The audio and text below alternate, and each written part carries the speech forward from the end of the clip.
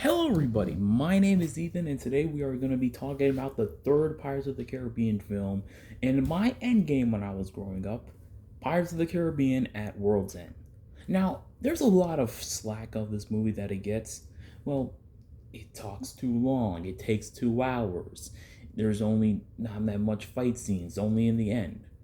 This is a movie that I just don't care about at all. This is my guilty pleasure movie. I don't care. There's one fight scene and there's like the fight scenes all happens at the end. Don't care. I don't care if there's too much talking. Don't care. I don't even care. Um, I just don't care. It's a whole lump of I don't give a shit about this movie. This movie is amazing. A very nice send off to the trinity that was Curse of the Black Pearl and Dead Man's Chest. This has all the stakes now. Norrington is going to eradicate pirates in all of freedom. And it's up to Jack to come back. And in the last movie, Jack got eaten by the Kraken, and his friends have to go get him back, and then they travel to the real realm, where it's all going to hell, man. It's all going to hell, like for real. But the best scenes, in my opinion, are the Shipwreck Cove scenes where all the pirates are having a meeting. It's not only hilariously funny, we have an introduction of Captain T, Jack Sparrow's father.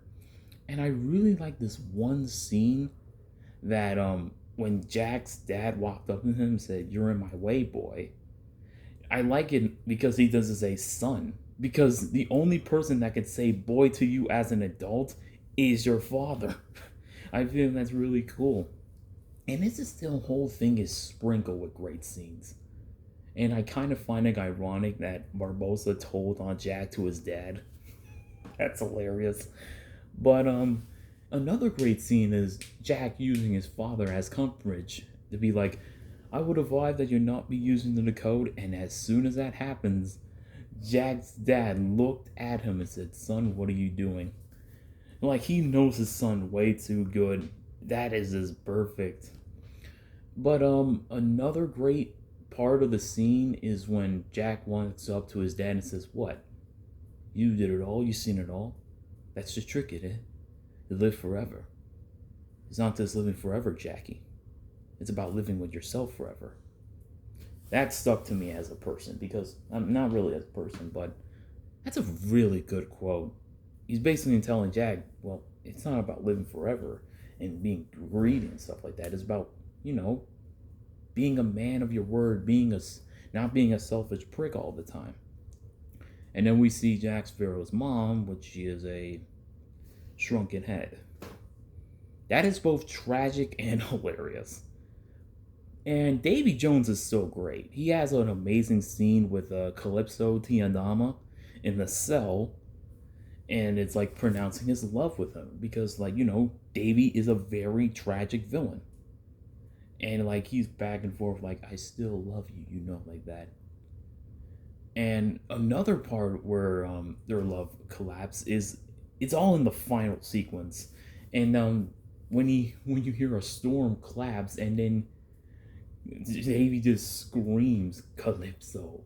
And then he started screaming even louder. Even when he dies, he still thinks of Calypso. That is tragic. And then he goes into the sea with her. Davy was awesome. But by far the most villainous of villainous people that you should hate is Governor Norrington. This guy is 17th century villainy. He wants to eradicate pirates, control the Caribbean Sea and the freedom and stuff like that. But the one scene that bought me that, well, how hatred he is actually a deleted scene where Jack had a conversation with him, and Norrington was like, "You abandoned my cargo." And then Jack recalled back, "People aren't cargo, mate." Yeah, that's right. Norrington made Jack import slaves, but Jack wasn't having any of it and freed them. That, oh my gosh, they shouldn't have left that in. They shouldn't have left that in. Norrington is just a great villain overall, but he's so hateable. So hateable. Well, yeah, this movie is just great. And the final sequence, oh my God, the final sequence. This was freaking awesome. So awesome. The action, the drama, the suspense, the whole marriage council, how Barbosa is like, "Dearly beloved, we are getting it today," and then they just kiss. The most epic proposal of all movies and stuff like that. Jack and Davies fighting on the top of the ship.